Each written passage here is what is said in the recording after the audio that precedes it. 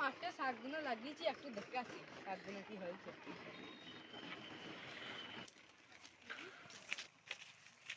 আল্লাহ, ভুঁইটার অবস্থা কি রে, শাকগুলোর অবস্থা কি রে, সব পাতা মাথা বেরিয়ে।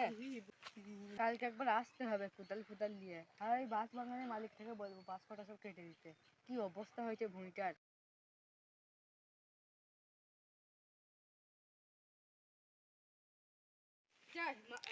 বাঁশ বাগানের মালিকটার সাথে একটু দেখা করে আসি। বাঁশগুলো বিশাল বড় হয়েছে, কিন্তু বাঁশগুলো ভালোই বড় হয়েছে। এবার মনে হয় খদ্দের দিকে বিক্রি করতে হবে। বেচলে এখন আবার টাকাও আসবে। এখন আবার শুনছি বাঁশের বিশাল প্রয়োজন হচ্ছে, নাকি খদ্দের ডাকিয়ে দিয়ে বাঁশ ফাঁস বিক্রি করতে হবে। টাকার অনেক অভাব পড়েছে। তোমাদেরই বাড়ি যাচ্ছিলাম। কি হয়েছে বলো? কটা বাঁশ কাটতে হবে, আমার জমিটা নষ্ট হয়ে যাচ্ছে। খদ্দের দেখো, বাঁশ তো আমিও বিক্রি করবো বলছি। তুমি খদ্দের দেখো, আমি বাঁশ বিক্রি করবো। আমার একটা ভালো খদ্দের দেখা আছে, ভালো দাম দেবে, ওর কাছে বিক্রি করবা? বেশ, তাহলে আসতে বলবা। বেশ ভাই, তাহলে আমি ওকে ডেকে আনি। তাহলে আমিও আজকে খেয়ে আসি, বাঁশ কাটবে। আজকে খদ্দের মধ্যে একটা আইলো না তো, দেখি কেউ আছে নাকি। ওই তো ভাইপো বস থাকে, একটু দেখে আসি ভাইপো আছে নাকি। ওই তো ভাইপো দাঁড়িয়ে সাইডেই লিবা, কি বলো? কটা বাঁশ হবে ভাই দাও? সব 10-12টা হবে ভাইপো। চলো ভাই, তাহলে আজকে দেখে আসি বাঁশ কটা।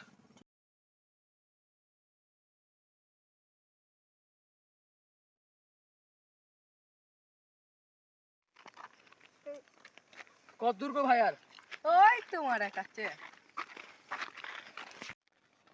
আর কত দূর ভাই? কত দূর? এখানে এখানে বলে কত দূর চলে এলো। দেখো ওইটা ওইটা ওই ভুঁইটা ওই ভুঁইটা। চলো দেখে আসি তাড়াতাড়ি, চলো।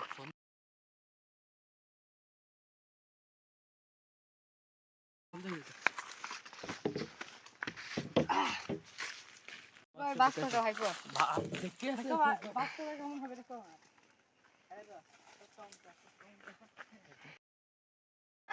এটা বাঁশ না ভাই, পাট কাটি গো।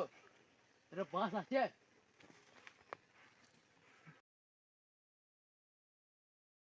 দেখো ভাই, কত সুন্দর সুন্দর বাস দেখো।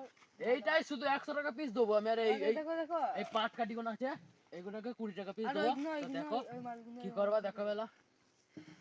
তাহলে যার বাস থাকে সেটাই হবে। বেশ ঠিক আছে, তাহলে কালকে আমি লোক নিয়ে আসবো মিস্ত্রি, ঠিক আছে। যদি আমাকে বলছি।